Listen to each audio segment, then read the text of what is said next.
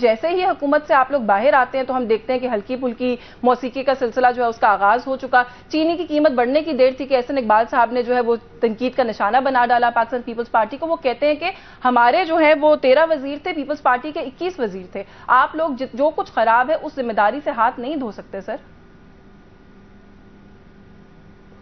دیکھیں, پہلی بات تو اتنی بڑی غلط بیانی سے کام لینا کہ ان کے 13 تھے اور ہمارے 21 تھے, تو پلیز آواز جو ہے وہ ڈبل ہو رہی ہے, اس کو ذرا دیکھیں. جی ہم اس کو ٹھیک کرتے ہیں سر, آپ کا ایکو جو ہے اس کو چیک کرتے ہیں, آپ پلیز بات جاری رکھیے گا. تو یہ آپ دیکھ سکتے ہیں اسٹیٹکس, ابھی بھی آپ اگر گوگل میں جائیں گے تو آپ کو پتہ پڑ جائے گا کہ ہمارے وزیر کتنے تھے. اس بات کو چھوڑ دیں, ہمیں تو چھوٹے سے بحث میں نہیں پڑھنا چاہتے, غلط باتوں میں پڑھنا نہیں چاہتے. بات یہ ہے کہ جس کے جتنے وزیر تھے وہ اپنا اپنا حساب دیں اپنے اپنی وزارتوں کا. فنانس منسٹر اپنا جواب دے, بلاول بھٹو صاحب اپنا جواب دے, نوید قمر اپنا جواب دے, اور احسن اقبال اپنا جواب دے, خورشید شاہ اپنا جواب دے, ایاز صادق اپنا جواب دے. تو اپنی اپنی وزارتوں کا کارکردگی کا جواب لینا چاہیے ان سے. جواب تو مانگ رہے ہیں نا سر, عرفان صدیقی صاحب کہتے ہیں غیر ملکی دوروں کا حساب ہونا چاہیے.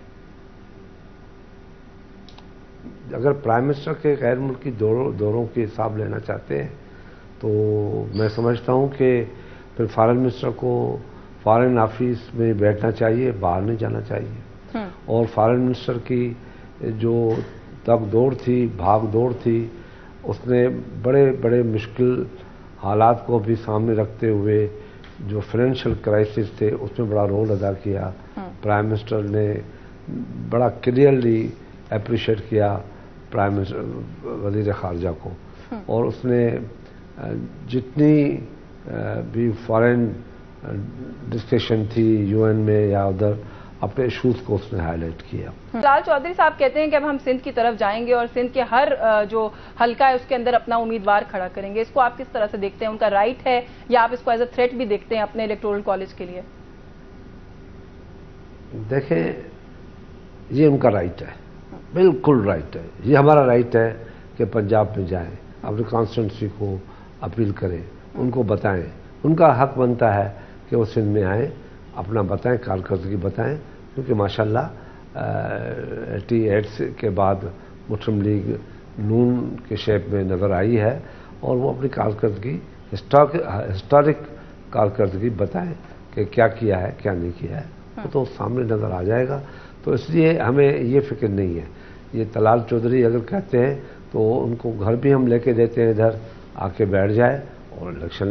سر دیکھیں, پھر آپ کہیں گے میڈیا ریٹنگ کے لیے کرتا ہے, لیکن دیکھیں آپ نے یہ جو جملہ کہا اس کے اندر بہت میٹھا سا, بہت سادہ سا ایک طنز جو ہے وہ چھپا تھا کہ ان کی جو بہت بہترین کارکردگی ہے اس کی بنیاد پر آ جائیں. سر کارکردگی میں اگر آپ یہ کہیں کہ پیپلز پارٹی کا بالکل یا کسی اور جماعت کا بالکل کوئی حصہ نہیں, تو یہ بھی تو نون لیگ کے ساتھ زیادتی ہے نا سر. دیکھیں, ہم تو اپنا جواب دے سکتے ہیں, نون لیگ اپنا جواب دے گی. ہم 2000 اگر جب اکیلے تھے تو 2008 سے 2013 تک ہماری کارکردگی کو دیکھیں اور اس پہ سوال کر لیں مجھ سے پہلے. میں آپ کو آفر کر رہا ہوں کہ آپ ہماری کارکردگی کیا تھی, کن حالات میں ہم آئے تھے, کیا حالات تھے, اور جب ہم گئے تو کیا چیزیں کا کیا پرائسز تھی, ڈالر کیا تھا, الیکٹرک کیا تھی, گیس کیا تھی.